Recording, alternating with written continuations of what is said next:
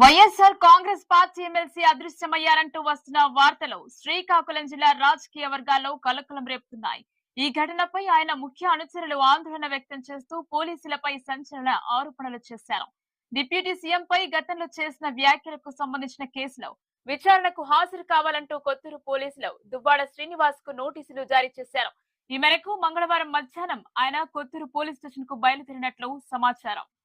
Deputy సీఎంపై గతంలో చేసిన వ్యాఖ్యలకు సంబంధించిన కేసులో విచారణకు హాజరు కావాలంటూ కొత్తూరు పోలీసులు దువ్వాడ శ్రీనివాస్ కు నోటీసులు జారీ చేశారు.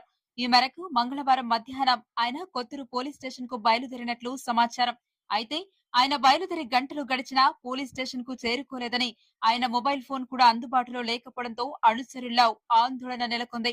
ఈ నేపథ్యంలో స్పందించిన దివ్వెల మాధురి పోలీసులు ప్రణాళికాబద్దంగా దువ్వాడ శ్రీనివాస్ ను దారిలోని అదుపులోకి తీసుకుని రహస్య ప్రాంతానికి తరలించారని ఆరోపించారు. చట్ట ప్రకారం ఆయనను కోర్టులో హాజరుపరచాలని ఆయన ప్రాణ భద్రతపై ఆందోళన వ్యక్తం చేశారు. అయితే మాధురి ఆరోపణలను కొత్తూరు పోలీసులు ఖండించారు. దువ్వాడ శ్రీనివాస్ తమ పోలీస్ స్టేషన్ కు రాలేదని, ఆయన అదృశ్యంతో తమకు ఎలాంటి సంబంధం లేదని స్పష్టం చేశారు. ఇదే సమయంలో ముందస్తు జాగ్రత్త చర్యగా దివ్వెల మాధురిని హౌస్ అరెస్ట్ చేసినట్లు సమాచారం. దువ్వాడ శ్రీనివాస్ ఆచూకీపై ఇంకా స్పష్టత రాకపోవడంతో రాజకీయ వర్గాల్లో ఉత్కంఠ కొనసాగుతోంది. ఈ ఘటనకు సంబంధించి మరిన్ని వివరాలు వెలుగులోకి రావాల్సి ఉంది.